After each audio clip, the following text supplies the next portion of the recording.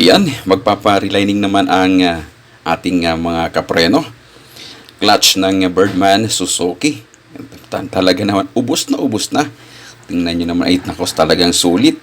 Tingnan nyo ang layo na talagang, ang layo-layo niya na sa clutch bell niya. Oh. Ang layo na ng distansya. Yan, pag-aari yan ng mga taga Joyride. Ha? Naku, shoutout nga pala sa lahat ng mga taga Joyride, mga suki-suki natin yan dito sa TBB, ha? At syempre, pa-shoutout natin. Shoutout muna sa mga taga Joyride. Shoutout pala dyan sa mga taga Joyride. Pasunta mo, Tandang Sura. Pasunta mo Tandang Sura, yung GRC Music. Ayan mga kapreno, tapos na po yung relining nitong Suzuki Birdman. Sasalpak na lang ng ating mekanikong pogi, ha? Si JR. Alam niyo mga kapreno, pagka mayroon po kayong scooter at pudpud na po yung clutch lining niya, huwag niyo pong itatapon pag halimbawa nagpalit po kayo ng brand new. Tabi niyo lang po, at pagka gusto niyo pong ipa-relining, ay pwede niyo pong ipa-relining niya basta okay pa po yung yung clutch yun niya. Hindi pa po sira, ika nga. At makakapamili kayo ng mga maayos na lining sa mga nagre-relining. At ito naman pong isa, brake pads naman po ito ng Ford Mustang Aba naman.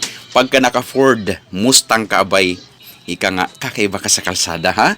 Talaga naman isa sa mga kilalang sasakyan na matibay at matatag talaga yan. At itong modelong Ford Mustang, alam niyo hindi lahat ng magagarang sasakyan sa kalsada bumibili ng brand new yan. Ang iba talaga niyan nagpapa-relining.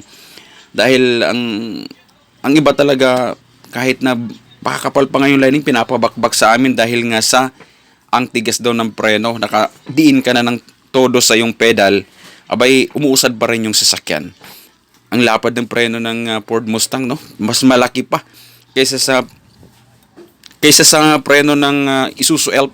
Almost 3 inches, 3 inches ang lapad niya. Lapad niyan.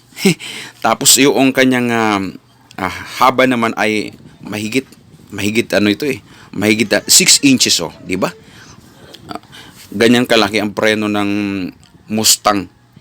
Talaga naman pang matibayan talaga yan. Talagang iba din ang Mustang, no? Talagang kakaiba.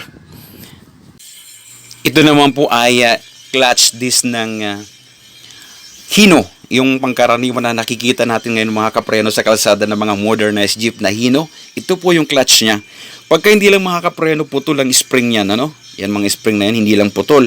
At yung gitna, hindi umaalog. Mga kapreno, wag nyo lang itapon. Original po yung bakal na yan, eh. Yung housing niya itabi nyo lang. Pwede nyo pong ipa-relining.